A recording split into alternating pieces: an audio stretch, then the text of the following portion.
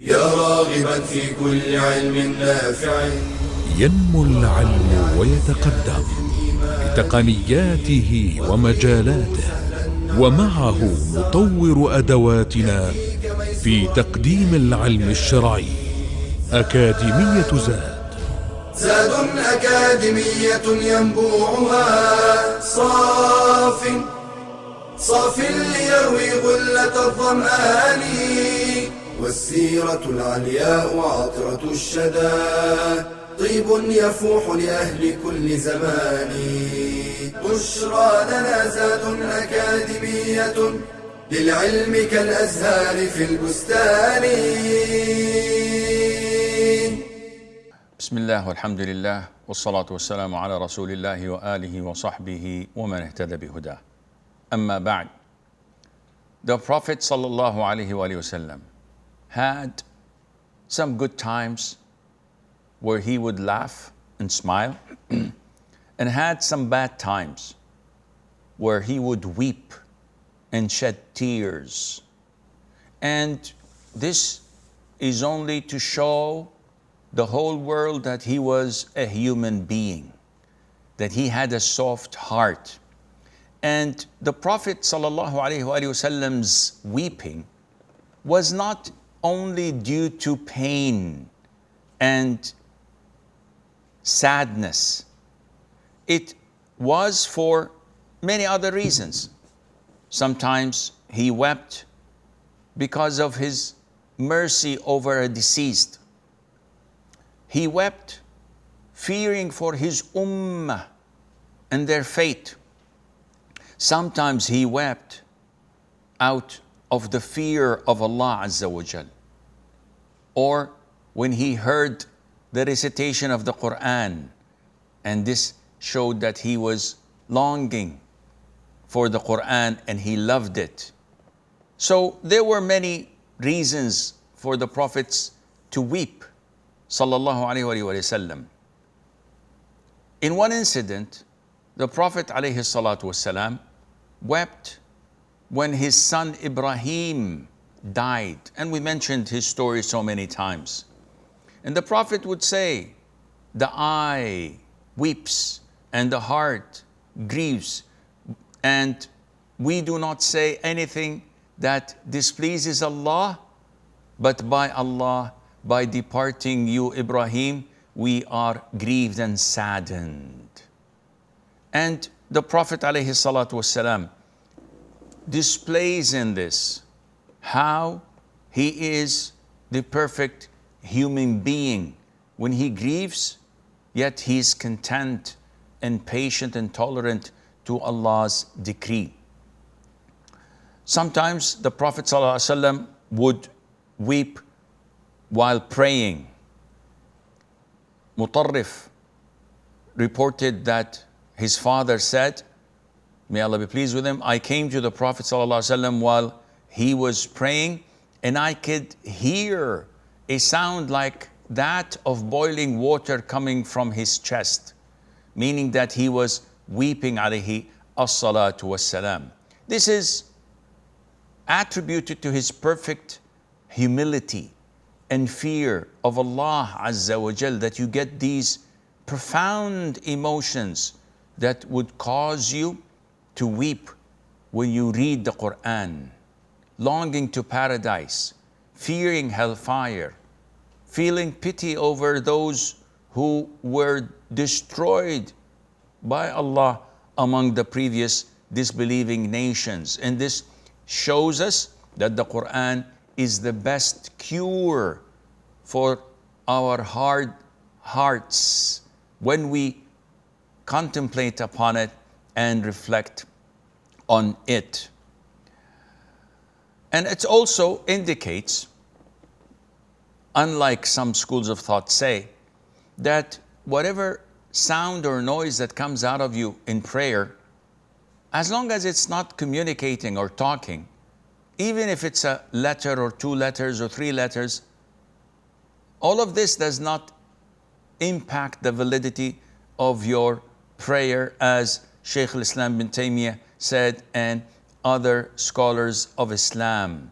The Prophet did it, sallallahu alaihi wasallam, and he had this boiling water sound coming out of his chest, and that was not impacting the validity of the prayer. The Prophet ﷺ would also sometimes weep when he heard the Quran, as in the hadith of Abdullah bin Mas'ud, when the Prophet ﷺ came to him and he said to him, recite the Quran.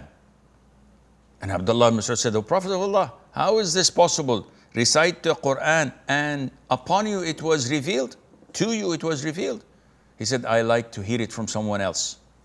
So Ibn Mas'ud says, I started to recite Surah An-Nisa from the beginning until I came to the verse, so how will it be when we bring from every nation a witness, and we bring you, O Muhammad, against these people as a witness? And here the Prophet said to me, Hasbuk, that's enough. And I looked at the Prophet ﷺ, and his eyes were filled with tears, and tears were falling down from his eyes. The Prophet ﷺ wept when he heard these verses, because he felt pity for all the nations, and specifically his own nation, his own followers. He felt merciful towards them, because he's going to come and testify against them that they've received the message and what they did not accept and what their fate would be. And the Prophet ﷺ sometimes stood at a grave in a cemetery and he would weep, because he knows what will happen after a person is buried.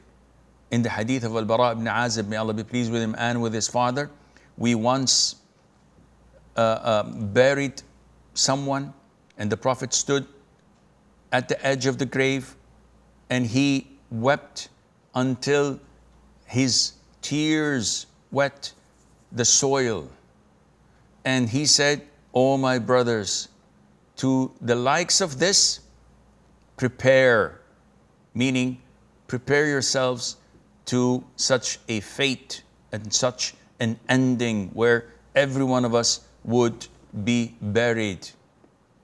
The Prophet also wept, alayhi salatu wasalam, out of compassion and fear for his ummah.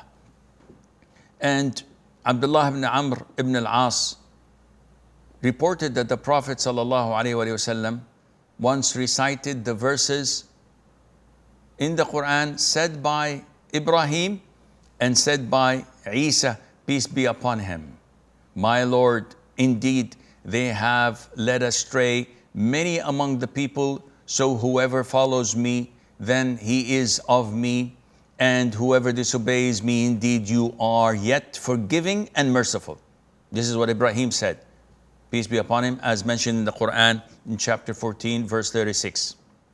And in another verse where Isa, peace be upon him, says, if you should punish them, indeed they are your servants. But if you forgive them, indeed it is you who is the exalted in might, the wise. And the Prophet ﷺ would raise his hands and says, "O Allah, my ummah, begging Allah Azza wa Jal for mercy for his followers, and he would weep, sallallahu alayhi wa sallam. Allah says to Jibreel, the archangel, "O Jibreel, go to Muhammad and ask him," and your Lord knows best. Ask him, not that Allah doesn't know, just ask him rhetorically, "What made you weep?" So Jibreel went to the Prophet ﷺ and said to him what Allah asked him to ask, though Allah knows best. And the Prophet ﷺ said to him that, "I fear for my ummah."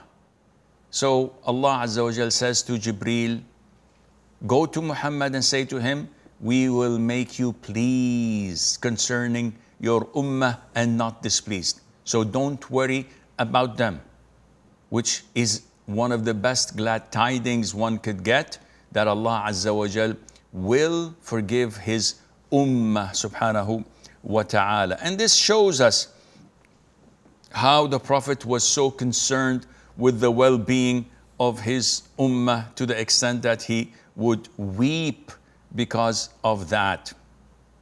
Now, part of the Prophet ﷺ being one of the perfect human beings is that he once visited his mother's grave. And we all know that the Prophet ﷺ's mother died when he was like 6 years of age. So it was reported that the Prophet once visited his mother's grave and wept there and made everyone around him weep. They felt soft when they saw their own Prophet ﷺ crying. And they asked him, "Why are you crying, O Prophet of Allah?" And the Prophet said, "I asked Allah Azza wa Jal to seek forgiveness for my mother, and I was not given that permission. And I sought his permission to visit her grave, so Allah allowed me to visit her grave. Therefore, visit the graves, because it will remind you of death." And that visit was when the Prophet went for Umrah in Al-Hudaybiyah sallallahu alayhi wa alihi wasallam. And why is the Prophet weeping?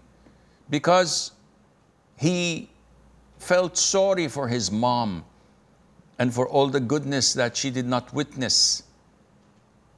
And she could not accept Islam and be among the people of paradise. And the Prophet alayhi salatu wassalam indicated that even if your parents or your loved ones were not Muslims, this does not mean you shun them off or you have no feelings of mercy like so many reverts do. And I have met so many of them who revert to Islam, they start to practice, they follow the hadith and the Quran, yet they have this huge resentment and hatred to their non-Muslim parents. And they deal with them with enmity and holding a huge deal of grudge and hatred towards them. This is not right. This goes against the way of the Prophet ﷺ, who was filled with mercy and kindness to the whole world, and specifically to his mother, as we've seen from this hadith. هذا والله أعلم ونسبة العلم إليه أسلم وصلى الله وسلم وبارك على عبده ورسوله نبينا محمد. يا راغبا في كل علم نافع. ينمو العلم ويتقدم بتقنياته ومجالاته، ومعه نطور أدواتنا في تقديم العلم الشرعي. أكاديمية زاد أكاديمية ينبوعها صاف ليروي غلة الظمآن، والسيرة العلياء عطرة الشدى، طيب يفوح لأهل كل زمان. بشرى لنا زاد أكاديمية، للعلم كالأزهار في البستان.